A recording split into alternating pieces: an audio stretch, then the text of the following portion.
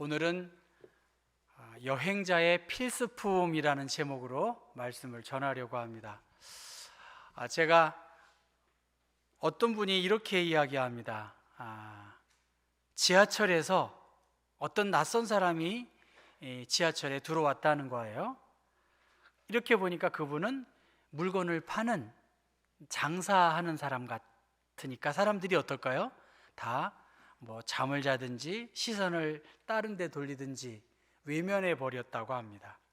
근데 이 장사하는 사람이 말을 시작하는데 굉장히 어눌하게 말을 시작한다는 거예요. 제가 그 흉내는 못 내겠어요. 하여튼 그 마지막 이야기인데 이분이 그렇게 말합니다. 여러분 혹시 플라스틱에 털이 난 것을 아십니까? 그렇게 물어봤다는 거예요.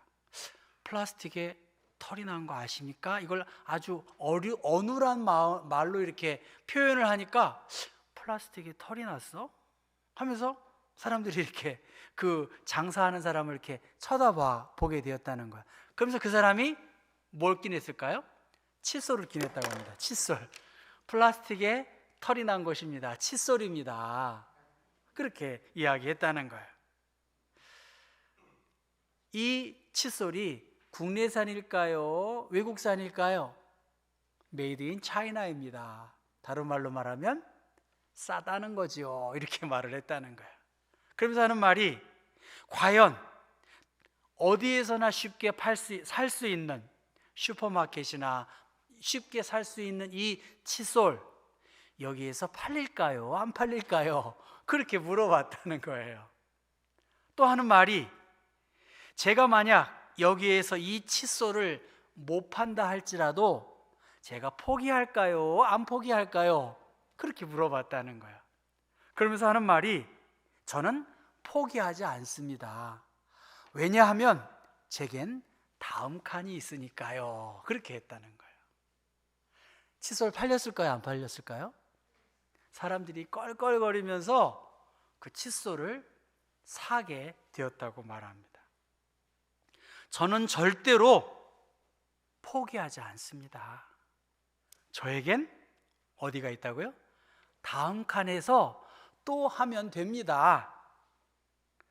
아주 힘든 칫솔을 팔기가 어려운 불가능한 상황에서 그 장사하는 사람이 여유를 잃지 않고 웃음을 드러내면서 포기하지 않는 그 마음을 사람들에게, 승객들에게 전하니까 그들이 감동을 받게 되었다는 것입니다.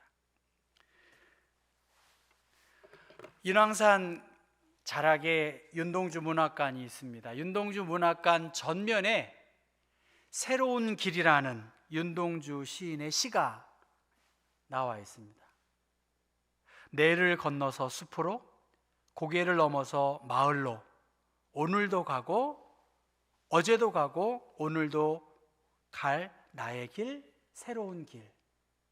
나의 길은 언제나 새로운 길.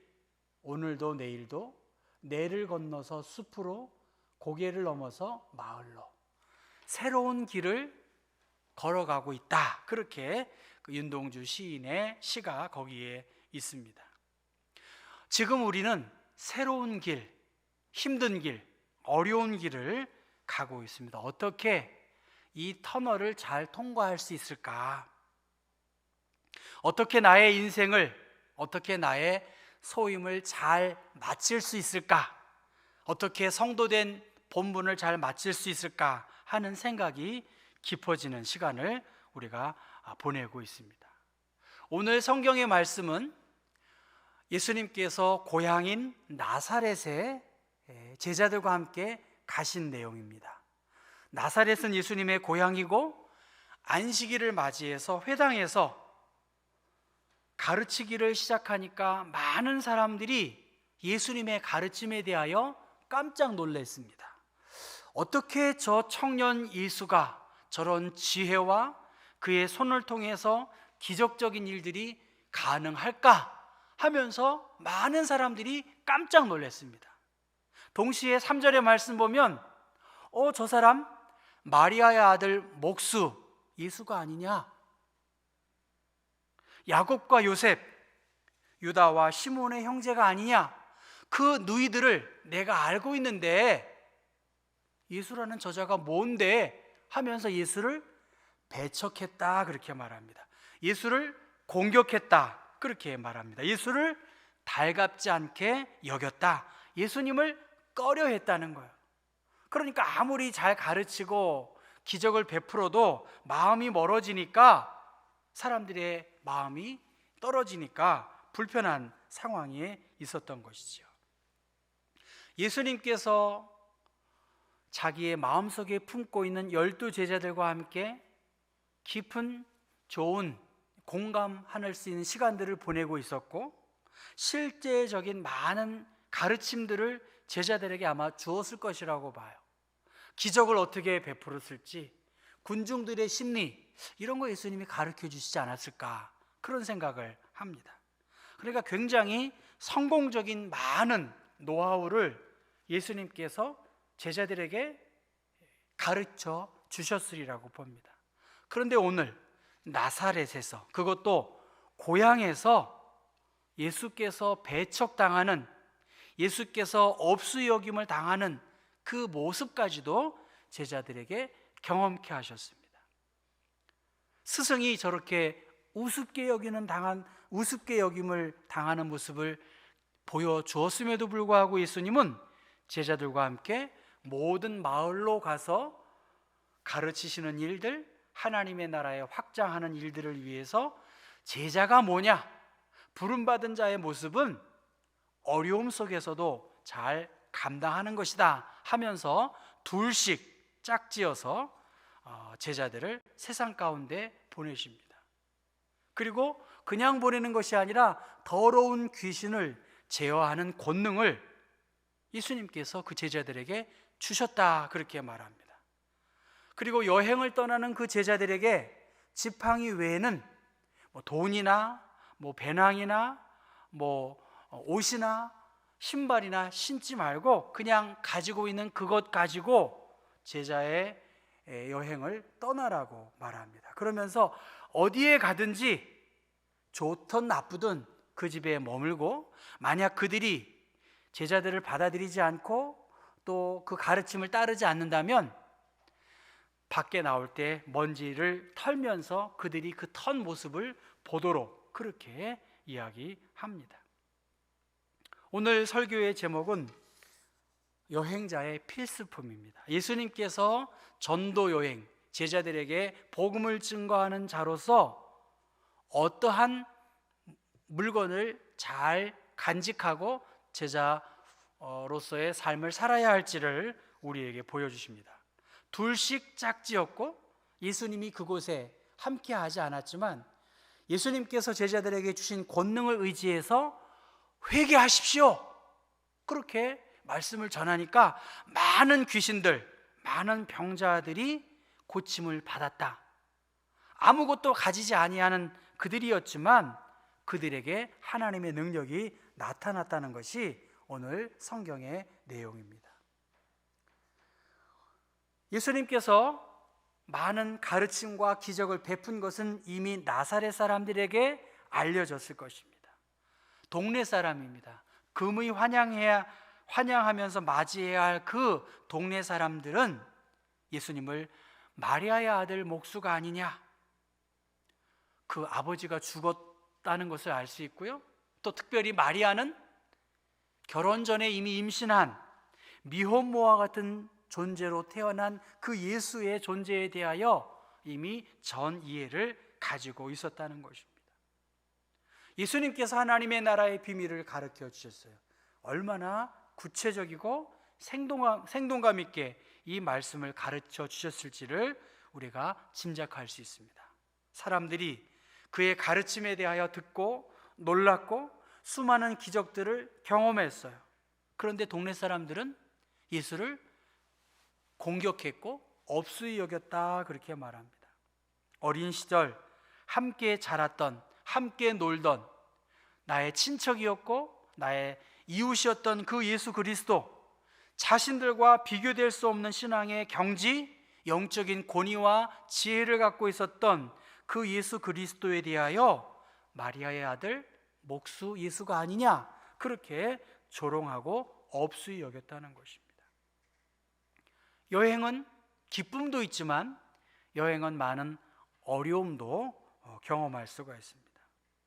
가까운 사람일수록 존경하기가 힘든 것이 인간의 심리입니다.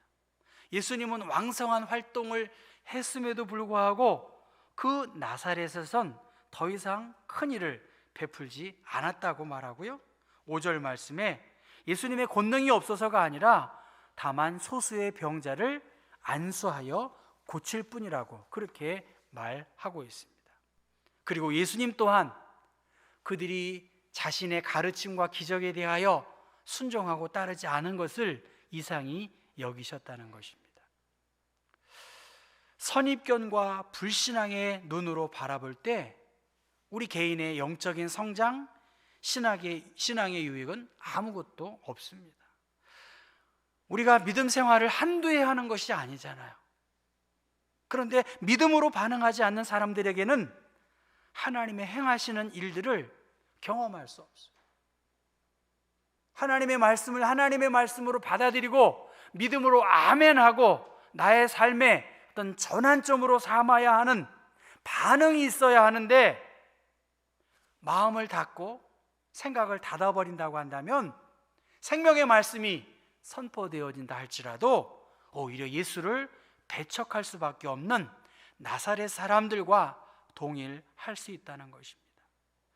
믿음이 없는 곳에 이적이 나타나지 않고요, 믿음이 없는 곳에 하나님의 행하심도 멈춘다는 것입니다. 모든 변화는 저항을 받는다. 특히 시작할 때에는 더욱 그렇다라고 앤드류 매스유라는 사람이 말했다고 합니다. 모든 변화는 저항을 받는다, 그렇게. 가장 가깝고 가장 기대가 컸던 그 나사렛 사람들, 생명의 말씀이 선포되어지는 그 상황에서 나사렛 사람들로부터 예수님은 저항을 받고 있었다는 것입니다. 하나님의 말씀이 선포되어지는데 마음밭이 아름답게 준비되어야 될 텐데 그래야 결실할 수 있는 것 아니냐는 것입니다. 나사렛 사람들, 익숙하고 친숙함 속에 갇혀 있으면 예수님을 배척할 수 있어요. 우리 신앙의 가장 큰 적은 매너리즘이라고 말하잖아요.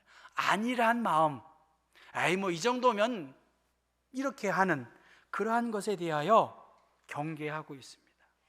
나사렛 사람들은 예수님에 대하여 자신들이 다 알고 있다고 생각했지만 정작 예수님이 하나님의 아들이시고 아들이 예수 그리스도를 통해서 영원한 생명이 있는 영생의 예수를 만나고 경험하지 못했기 때문에 예수를 그냥 외형적인 모습으로만 아는 것에 그쳤지 예수를 인격적으로 알고 경험하고 새로운 길을 함께 떠나지 못했다는 것입니다. 인생을 여행으로 비유하고 믿음 생활도 큰 여행으로 비유한다면 여러분, 우리 여행에 특히 신앙인으로서의 여행에 필요한 것이 무엇인가? 여기 여행을 위하여라는 것은 길이라고 헬라어에 표현되어 있고요, 혹은 생활 방식, 그렇게 이해할 수도 있습니다.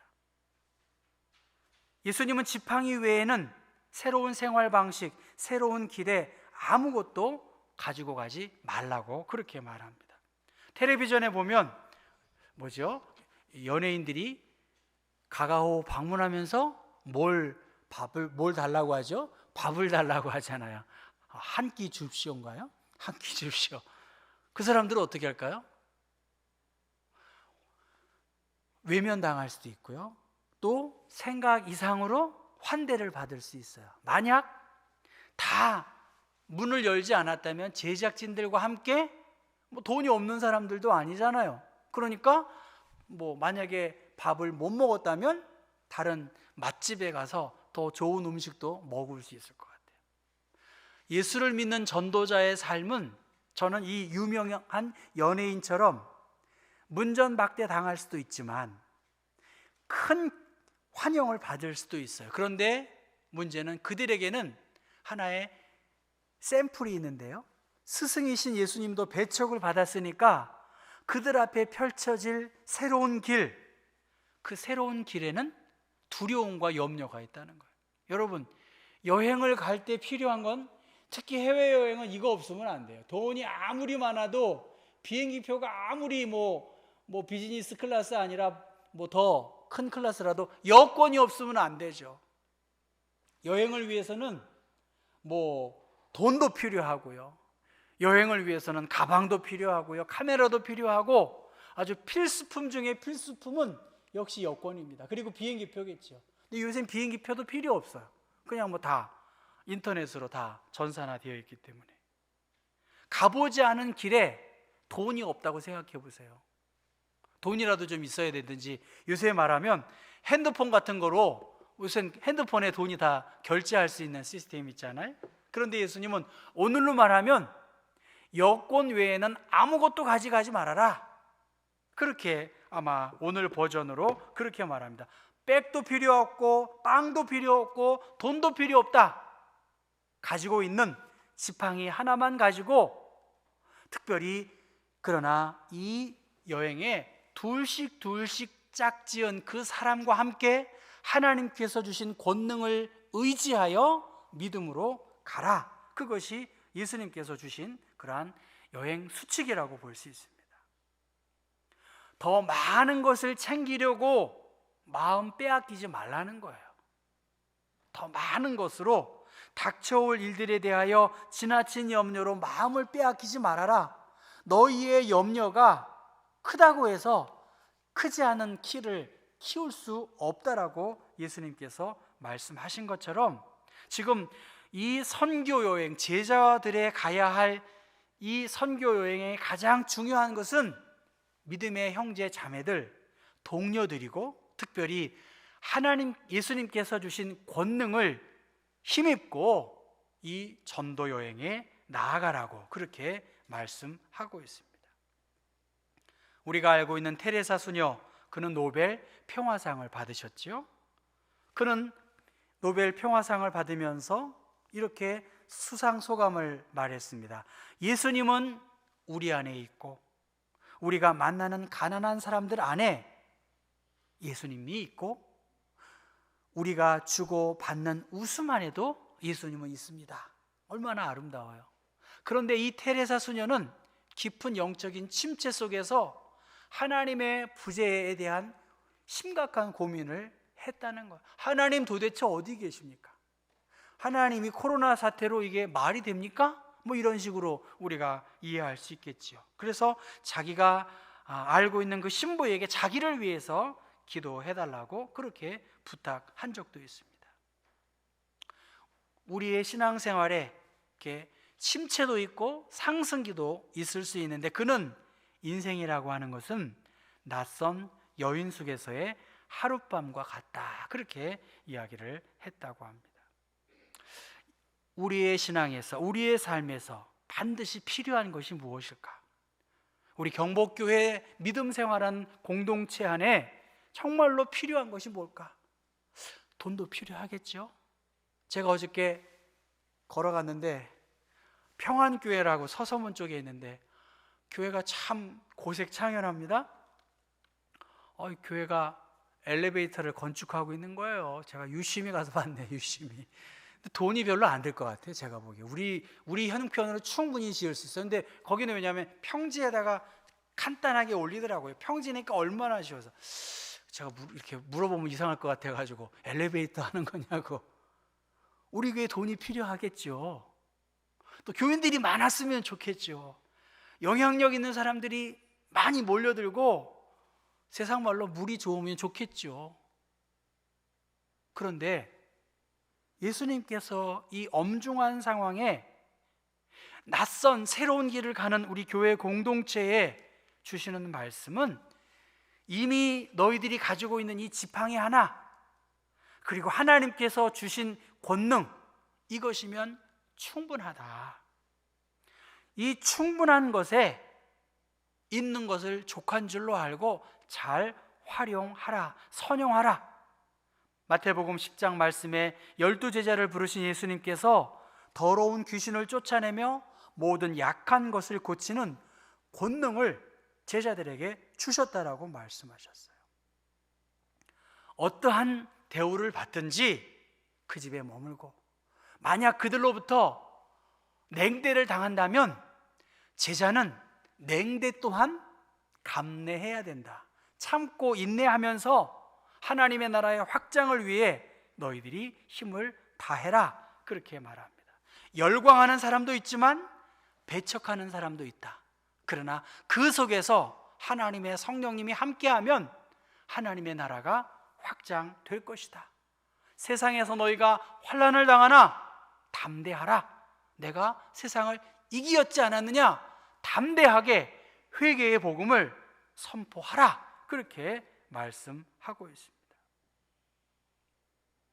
디모데 후서 말씀 보면 때가 이르리니 사람이 바른 교훈을 받지 아니하며 귀가 가려워서 자기의 사욕을 따를 스승을 많이 두고 있다는 거예요. 여러분, 스승이 너무 많은 것도 전 좋지 않다고 봐요. 너무나 많은 인터넷상에서의 글 혹은 설교, 전 덜 봤으면 좋겠어요. 솔직히 좀 정제하고 내가 스스로 이 인식하면서, 물론 그것도 필요하지만 좀 귀 기울여야죠. 또 그 귀를 진리에서 돌이켜 허탄한 이야기를 따르는 경우가 그러한 때가 있다는 것입니다. 지팡이, 이미 가지고 있는 이 지팡이, 그리고 하나님의 능력, 그것을 의지하고 믿음의 형제 자매들과 함께 세상에 나아가서 담대하게 주 예수 그리스도를 믿으라고 하는 회개의 복음을 선포하라고 말씀하셨습니다.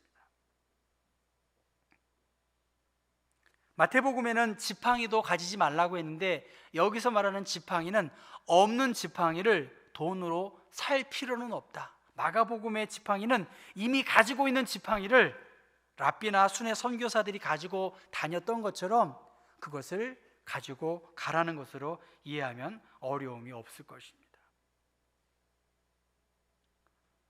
힘든 시간입니다. 피할 수 없는 현실이라면 하나님이 일하실 것을 우리가 기대하고 성령께서 능력 가운데 우리 안에 행하실 일들을 기대하고 믿음으로 나아가야 합니다. 지금 나에게 있어서 이 나라와 특히 기독교 공동체 안에서 가장 큰 위기는 무엇일까? 내 안에 지나친 욕심과 교만함이라고 봐요. 이 무기력한 현실을 탈출할 수 있는 방법은 어려운 일들, 그것을 달성할 수 있는 목표와 꿈을 가지고 그 힘든 일들을 위해서 도전해보는 것, 자기 통제력을 키워보는 것이 이 영적인 무기력을 해소할 수 있는 중요한 방법이라는 것. 이미 안 돼, 우리가 뭐해, 뭘 이렇게 반대하세요. 사실은 하나님이 행하실 일을 믿음으로 행하고 나아가야지.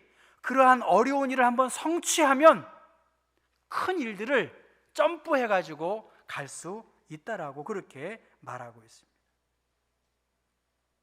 하나님께서 우리에게 지팡이를 주셨고요, 예수님께서 12 제자에게 권능을 베풀어 주신 것처럼 우리 모두에게도 하나님께서 권능을 베풀어 주셔서 약한 사람들, 마음이 곤고한 사람들을 위로할 수 있는 능력을 저는 주셨다고 믿어요. 그래서 어떻게 설교하고 저녁에 잠을 자기 전에 메시지가 임팩트가 없네 이런 생각이 막 드는 거예요. 어떻게 이 성령의 권능을 전해야 되지? 그런데 제가 개인적인 느낌을 말씀드려서 죄송한데 기도하죠, 늘 설교 때문에. 근데 제가 마치 이렇게 충전된 거 있죠, 전기 맞는 거 있잖아요, 전기에 감전된 것처럼. 근데 나쁜 감정이 아니라 힘이 쫙 이렇게 올리는 거 있죠. 와, 그래, 성령의 권능을 내가 계속 묵상했는데 잠자기 전이었어요, 어저께. 임팩트가 없는데 어떻게 말씀을 전했는데 가슴부터 이렇게 다리부터 쭉 이렇게 기운이 느껴지는 거예요. 그래서 이게 그건가 아닌가 저는 모르겠어요. 그러나 분명한 것은 우리의 생활 속에서 하나님이 분명히 권능을 주셨다는 거예요. 땅 끝까지 이르러 내 정리되기 위해서 우리를 고아와 같이 버려두지 아니하시는 하나님께서 분명히 하나님의 권능을 우리에게 부어주셨고, 이 권능은 우리의 새로운 길을 가는 데 있어서 가장 큰 능력이라고 확신합니다. 지금까지 하나님께서 많은 은혜를 주셨습니다. 어려움이 많지요. 그러나 저는 대한민국만큼 여러 면에서 앞서가고 좋은 나라가 그렇게 많지 않아요. 근데 대한민국에 사는 우리나라 사람들은 그걸 잘 못 느낀다고 봐요. 우리에게 많은 감사의 조건이 있어요. 얼마나 많은 어려움이 있었습니까? 이 어려움 속에서 여기까지 하나님께서 이 나라를 인도하셨기에 우리 특별히 믿는 자들은 내 잔이 넘치나이다. 이제 하나님이 주시는 이 은혜를 가지고 내게 주신 이 여행 필수품, 특별히 성령의 능력, 이 성령의 능력을 의지하고 믿음으로 살아가는 모습들을 연약한 사람들, 마음이 곤고한 사람들을 위해서 이제 손잡아주고, 특별히 여행에 많은 필수품이 있지만 사랑 아니겠습니까? 우리에게 그리스도의 사랑, 성령의 능력이 우리 가운데 있다면 하나님의 영광을 위해서 새로운 길을 가려고 하는 그 사람들에게 하나님의 필수품인 성령의 능력, 그것이 우리와 함께하고 세상 끝날까지 내가 너와 항상 함께하리라 하는 이 임마누엘의 이 확신을 우리가 품고 있다고 한다면, 우리와 동행하시는 주님으로 인해 여러분 담대하시고 믿음 안에서 선한 영향력들을 드러낼 수 있도록, 힘들고 어렵지만 포기하지 않고 우리에게는 주님이 계시다, 성령께서 우리를 통해서 크고 비밀한 일들을 이루실 주님을 말로만이 아니라 습관과 어떤 이해의 한계에만 머물 것이 아니라 우리의 가슴을 열고 아멘 주 예수여 나를 사용해 주십시오, 이러한 간절함으로 우리의 여행을